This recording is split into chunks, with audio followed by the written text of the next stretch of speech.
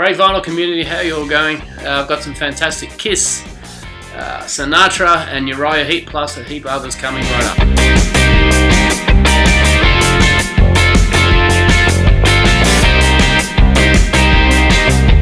How you doing, everyone? Craig Vinyl here.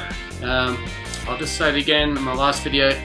I'll just put down below a information there and a link to my new Facebook vinyl page called Craig Vinyl. So if you want to stay in the know of and look back at, reflect on fantastic classic rock covers, albums, anything to do with the current rock industry, the stuff like the Grammys, all kinds of things like that, tips and tricks. Yeah, check out my Facebook page, link down below, and follow there, and you'll never miss out. So here's some. These are getting very recent. I'm now almost caught up. So most of these are in the last couple of weeks. I'm almost there. Cheers, by the way. It's not as hot here lately. It has been over 40 degrees C, and it's now sitting around low 30 degrees centigrade. So it's cool to lock down. My pets are happy. Everyone's a bit happy. No one's whinging about the heat, you know. So it's good. All right, let's just go through these in no particular order. The Outlaws, 1975 debut, called Outlaws. Not many in the VC may know about these guys. What do I think about? How would I describe their music? Fantastic, of course. Being early 70s rock, I wouldn't say hard rock, sort of country rock, a little bit of country rock, but just fantastic musicianship. I kind of call it, if you saw my Craig Vinyl post there, you would have seen I was talking about this like country rock 70s on an old Fender Telecaster type of stuff. So yeah, it's not twangy country rock with the vocals. It's definitely more pop rock, I guess, with some country in there. But fabulous. I was blown away by this. And the only reason why I saw it was going cheap, I think because not many people know about them. I mean, they've had about 8 studio albums, I believe, in the 70s and 80s. But when I saw this come out, their debut, and I've heard a couple of their songs before on my Spotify playlist, I was like, yeah, so stoked with that. Now, I'm not a massive fan of this sort of music, but, you know, it's cool. But I bought this because it's an original sort of, I think it's original late 50s, early 60s music. This guy here, yeah. Yeah, you know him, Sinatra. And the song Where Are You? On the Light Music Club. As you can see, it's a fantastic shape cover, beautiful.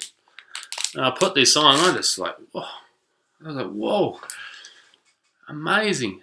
The opening track, I mean, all of them on side one. I've only heard side one, but it just absolutely blew me away, and I thought, I've got to get more of his stuff.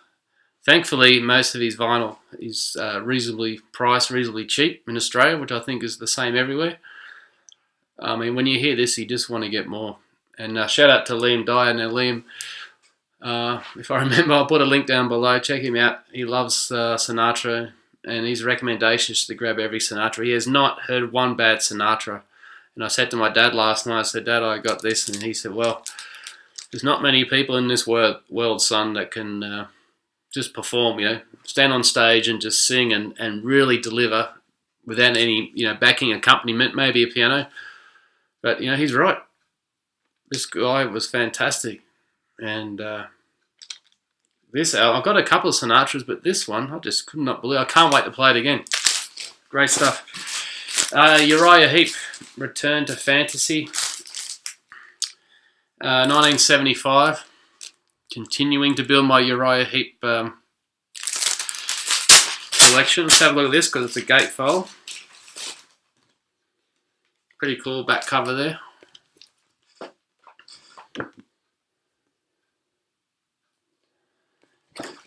Again, any of their stuff in the 70s. I don't have any of their 80s stuff. I think the late 60s, 70s, I've got about 8 of their albums now. Can't go wrong with any of them. I could just go pick one on, put it on, and more than happy. Debut, Blood, Sweat and Tears.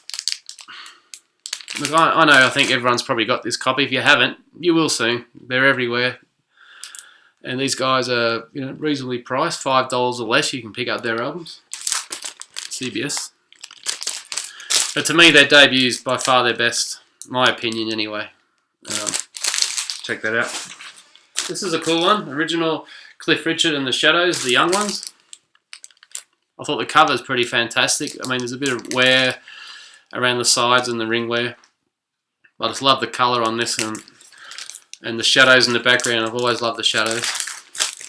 And that beautiful green Columbia gold font label. Beautiful. I haven't played it. Like, reading about it, I'm not sure if there's just all songs or there's a bit of like a stage show talking as well. I'm not too sure yet. So, getting to the good stuff. Rock and Roll Over Kiss. Produced and engineered by Eddie Kramer. Calling Dr. Love there. Calling Dr. Love, side 1, track 3. I don't have Liam Dyer again. Liam, I don't have any of these. This one, the next one, any inserts. If you could post maybe a photo, if you can, in the comments of what should be in here in the original pressing. I mean, these are original Australian pressings, but no lyric sheets, no other, you know, posters or things. I guess with Kiss, probably one of those artists. It's hard to find the albums. More so than other artists with all the original packaging. Kiss Hotter Than Hell. I thought, huh, is this a Japanese pressing? Yeah, or Chinese? There's all these, you know, the different characters there on the back you can't see behind the album. But no, it's definitely an Australian pressing. It's just, why is there Japanese stuff on there? I haven't read about it. Yeah, I've got 3 more to go, but the last one, if you hang in there, is an absolute grail for me. So hang in there. This one I found at the thrift store. You might have seen in my last video if you checked it out. The Real Mexico Music and Song. Now, I haven't played it. This is a 1966 original original US pressing, completely sealed. I broke the seal down the seam here yesterday. I'm going to spin it shortly after making this video. But I've never had an album that early pressing, that was completely sealed. Maybe I should have left it, but I think this sells for about $12, $15 on Discogs. I've got another record back in the cube that's Mexican music, and I love it, absolutely love it. Okay, this is about 1988-99, Alice Cooper Trash. And as it says here, it features the song Poison and Bed and Nails. They were his main 2 songs. I loved Poison when it came out. And lastly, I was absolutely thrilled to get this one. Absolutely thrilled. This guy, about to show, he, particularly as a teenager, playing guitar, he was my biggest idol. I had massive pictures, I got books, CDs of his, heaps of CDs. And I've got about 2 vinyl records of his. Not the top ones that I must have, but this one was. And opportunity to pick this up. The vinyl's VG++. The cover is, there's a slight tear, but it's VG. And I actually even remember when I was in 11th grade, I actually did a project, an assignment on him. And I actually remember we were on the big, not amphitheatre, what do you call it? Big theatre of tiered seating, a lecture room, and of my high school. And it came up to my turn to do my presentation. I think it was to do about people who have influenced you or idols or things, and this guy was mine.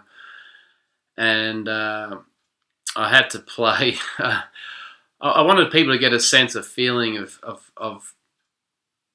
his music. What did it mean? What was he trying to project through his music? So I played one of his songs that he recorded or played at Woodstock, 1969 Woodstock. And to get the effect for this guy, you got to be up really loud. And I had it up really loud, and then you know, I knew it'd be a limited audience, that some people would be interested in, and probably most wouldn't, you know. But anyway, that didn't bother me.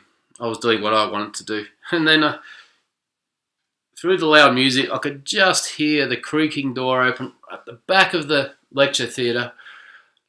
And I looked up, and it was the school principal. She walked in and kind of went, or something like that. And my teacher turned around. He was actually enjoying it. He turned around, and he goes, you know, turn it down, turn it down. So I turned it down, and she said, oh, excuse me, that is rather loud music. And my teacher looked at me, so it just turned it down. So after that point, it lost the effect, but I hope I made an impact straight away. That song was the version of the American national anthem, and of course I'm talking about Jimi Hendrix, and here's his debut called Are You Experienced? Original Australian pressing, glossy sort of cover, beautiful colour on there.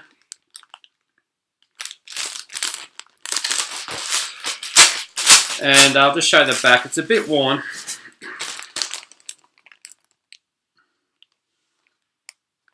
Jimi Hendrix, of course, with Mitch Mitchell on drums, Noel Redding on bass, and just Jimmy himself.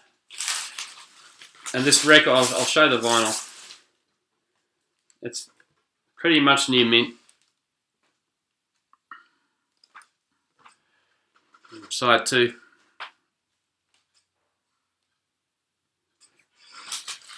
So for me, that's a grail. I haven't seen that before in the places I look at anyway. I got a fantastic price for it. Normally I couldn't be able to afford this type of stuff as much as I want to at the moment. But I grabbed it, and I can't wait to spin that later today. I cannot wait. So I hope you enjoyed that. I appreciate everyone following, commenting on my videos. It means a lot to me and all my new subscribers. G'day, how you going? Cheers. And yeah, look forward to catching up soon. Watching more of your videos online, commenting, and yeah, shout out to you all. Cheers out.